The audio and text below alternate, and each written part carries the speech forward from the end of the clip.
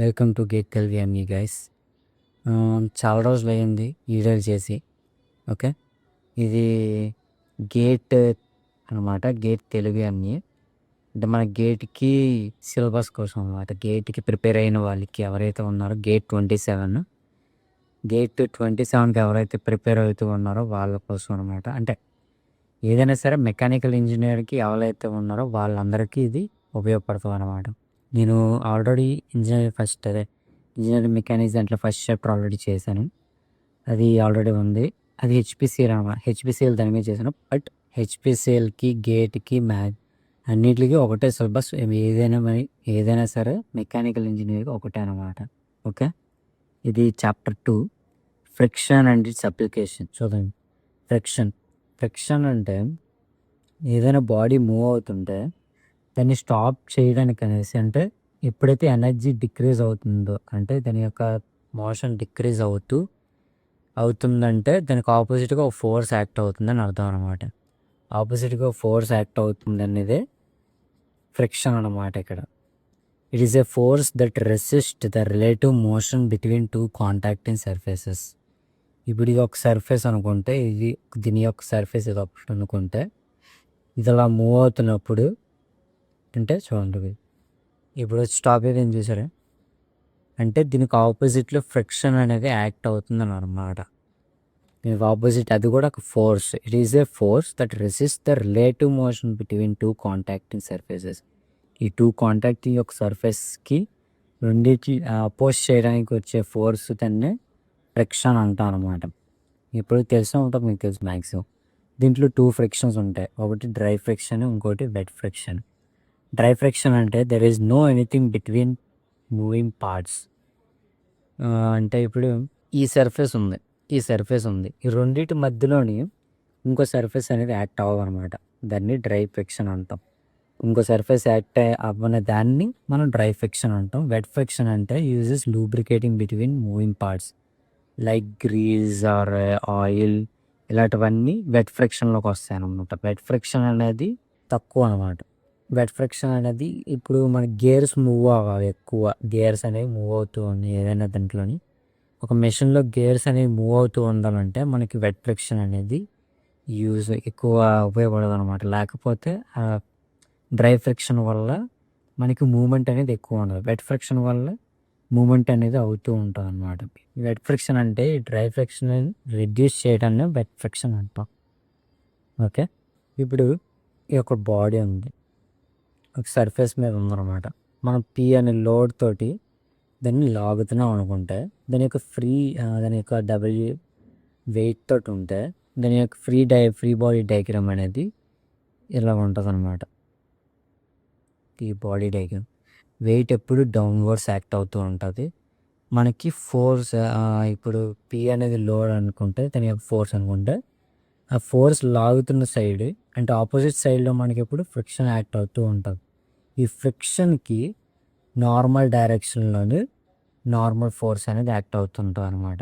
అంటే దాని యొక్క పర్పెండిక్యులర్ డైరెక్షన్లో నార్మల్ ఫోర్స్ అనేది యాక్ట్ అవుతుంది. అంటే ఫ్రిక్షన్ ఉంటేనే మనకి ఈ నార్మల్ ఫోర్స్ అనేది ఉంటుంది, లేకపోతే ఉండదు. ఇది మస్ట్ అండ్ షుడ్. అంటే మనకు ఫ్రిక్షన్ లేకపోయినా మనం నార్మల్ ఫోర్స్ అనేది చాలామంది వేసుకుంటూ ఉంటారు అనమాట. ఫ్రిక్షన్ ఉంటేనే మనకి నార్మల్ ఫోర్స్ ఉంటుంది, లేకపోతే ఉండదు. Okay, F equals to mu into N. Friction force equals to mu అంటే కోఎఫిషియంట్ ఆఫ్ ఫ్రిక్షన్, ఎన్ అంటే నార్మల్ ఫోర్స్. మనకి ఫ్రిక్షన్లోని టూ టైప్స్ ఆఫ్ ఫ్రిక్షన్ కాదు, ఈ కోఎఫిషియంట్ ఫ్రిక్షన్ దాంట్లోని 2 టైప్స్ ఉంటాయి అన్నమాట. Coefficient of static friction, coefficient of kinematic friction. Coefficient of static friction అంటే ఈ బాడీ ఇలాగ ప్లేస్ అయి ఉంది కదా, దీనికి నో మూమెంట్, అంటే ఏ మూమెంట్ లేనప్పుడు దానికి ఉండే ఫ్రిక్షన్ అనేది స్టాటిక్ ఫ్రిక్షన్ అంటాం అనమాట. ఎప్పుడు కైనటిక్ ఫ్రిక్షన్ అంటే, ఇప్పుడు ఈ బాడీ ఇది చూసారా, ఈ బాడీ అనేది ఇది ఒక టైర్ అనుకుంటే మన రోడ్ సర్ఫేస్ మీద మూవ్ అవుతూ ఉంది. ఇలా మూవ్ అవుతున్నప్పుడు దాని మీద ఇలాగ మూవ్ అవుతుండగా దాని మీద యాక్ట్ అయ్యే ఫ్రిక్షన్ అనే దాన్ని కైనెటిక్ ఫ్రిక్షన్ అంటాం అనమాట. దాన్ని మ్యూ కేతో డినోట్ చేస్తాం. కోఎఫిషియంట్ ఆఫ్ కైనెటిక్ ఫ్రిక్షన్ మనకి మ్యూ ఎస్ అనేది ఎక్కువ అనమాట మ్యూ కే కన్నా. ఎందుకంటే మన మ్యూ కే ఎక్కువ ఉంటే ఏది మూవ్ అవ్వమన్నమాట. ఒకవేళ మ్యూ కే అనేది ఎక్కువ ఉంటే మన రోడ్డు మీద ఈ టైల్స్ అదే అంటే మన బైక్స్, కార్స్ ఇవేవి మూవ్ అవ్వవనమాట. సో, అంటే స్టాటిక్ ఫ్రిక్షన్ అనేది డైనమిక్ ఫ్రిక్షన్ కన్నా ఎక్కువ. ఎఫ్ మ్యాక్స్ అంటే స్టాటిక్ యొక్క mu static coefficient of static friction into N. ఇది ఎఫ్ మ్యాక్స్ అనమాట. ఈ ఎఫ్ మ్యాక్స్ అనేది ఈ ఎఫ్ డైనమిక్ కన్నా తక్కువ అనమాట. ఇది కూడా గుర్తుంచుకోండి. ఇప్పుడు ఫ్రిక్షన్ యాంగిల్ చూసుకుందాం. It is the angle between normal force and resultant of normal and maximum friction force. Friction angle అంటే మనకి ఫ్రిక్షన్ యాంగిల్ని పైతో డినోట్ చేస్తాం. ఇది గుర్తుంచుకోండి. యాంగిల్ బిట్వీన్ నార్మల్ ఫోర్స్ అంటే మనకి చెప్పాను కదా, మ్యూ అనే ఫోర్స్ అదే ఎఫ్ ఈక్వల్స్ టు ఎఫ్ అనమాట. ఈ ఫ్రిక్షన్ ఫోర్స్కి నార్మల్గా యాక్ట్ అయ్యే ఫోర్స్ పర్పెండిక్యులర్గా ఉంటుంది కదా ఆపోజిట్ డైరెక్షన్లో. ఈ రెండిటికి వచ్చే రిజల్టెంట్, ఈ రెండిటికి ఎఫ్కి ఫ్రిక్షన్ ఫోర్స్కి నార్మల్ ఫోర్స్కు వచ్చే రిజల్టెంట్ వచ్చే రిజల్టెంట్కి నార్మల్ ఫోర్స్కి ఉండే యాంగిల్ అనేది ఫ్రిక్షన్ యాంగిల్ అంటాం అన్నమాట. ఓకే, ఈ ఫ్రిక్షన్ యాంగిల్. సో ఈ పై అనే యాంగిల్ తోటి ఆపోజిట్ డైరెక్షన్లో ఏంటి మనకి ఫ్రిక్షన్ ఫోర్స్ అంటే F equals to mu N. Tan phi తీసుకుంటే tan phi equals to opposite direction by adjacent direction mu N by N cancel అయిపోతే ట్యాన్ అని ఇచ్చే తీసుకొని ట్యాన్ ఇన్వర్స్ ఆఫ్ మ్యూ. అదే ఇక్కడ రాసింది చూడండి.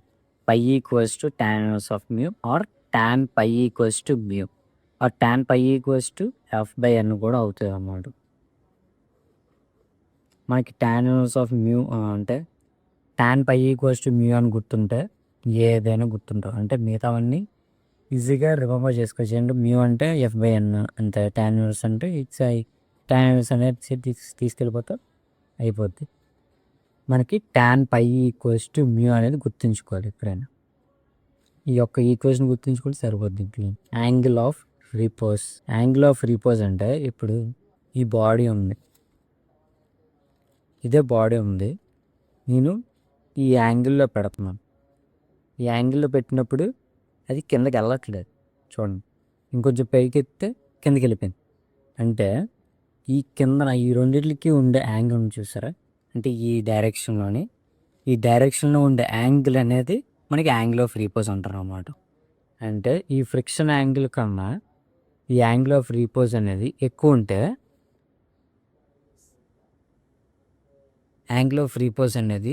ఎక్కువ ఉంటే స్లిప్ అయిపోద్ది. అదే తక్కువ ఉంటే స్లిప్ అవ్వదు అనమాట. Angle of repose if a body is resting on a inclined surface then the angle of repose is the maximum angle at which the body can be rest without slipping down. చూసుకోండి, ఇప్పుడు ఈ body ఉంది చెప్పాను కదా first. ఈ body అనేది ఈ యొక్క యాంగిల్ ఉంది చూసారా, ఇంక్లైన్డ్కి ఉందన్నమాట. ఈ సర్ఫేస్ అనేది దానికి ఈ హారిజంటల్ తోటి ఇంక్లైన్.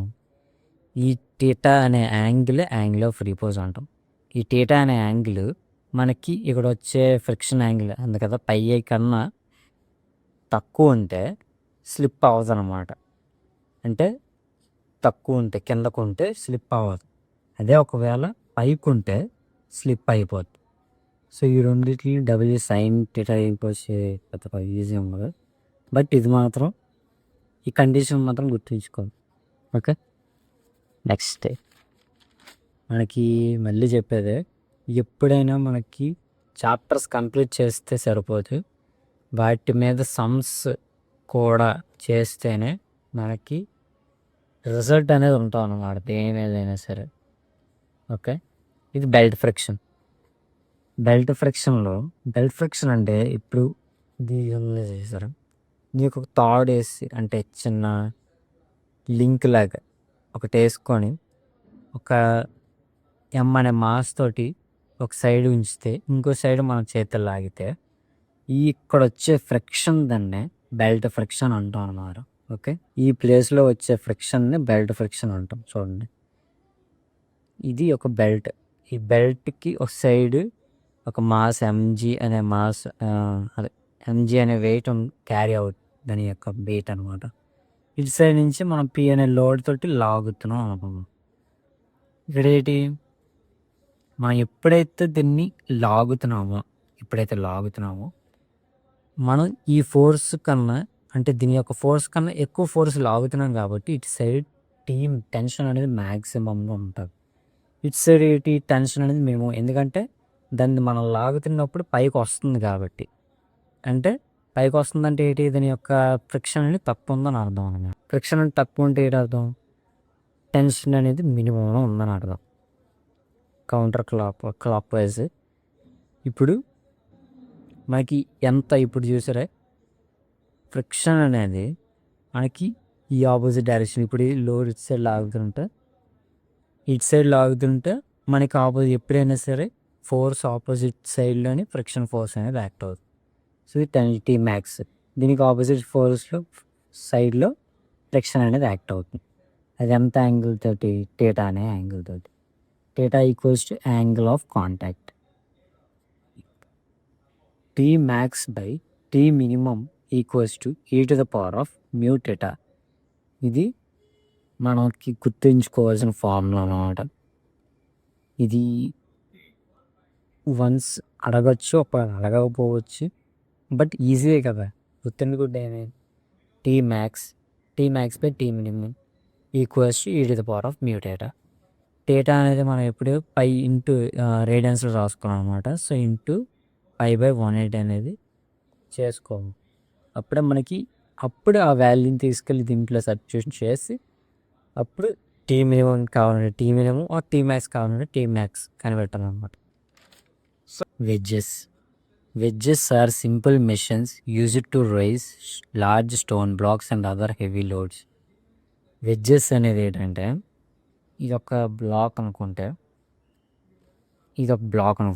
ఇక్కడ స్లాంట్ సర్ఫేస్ ఉంది. ఈ స్లాంట్ సర్ఫేస్ ద్వారా మనకి ఇక్కడ ఈ స్లాంట్ ఆబ్జెక్ట్ని మనం ఇలా లేపాలనుకుంటున్నాం అనమాట. ఇప్పుడు ఇలా ఉంది ఆబ్జెక్ట్ అనేది, మన ఇక్కడ ఈ వెజ్ ఉంది చూసారా, ఇది వెజ్ అని అనుకున్నాం. ఆబ్జెక్ట్ అనేది ఫ్లాట్ సర్ఫేస్లో మేము వెజ్ని మనం ఇలా లేపాలనుకున్నాం.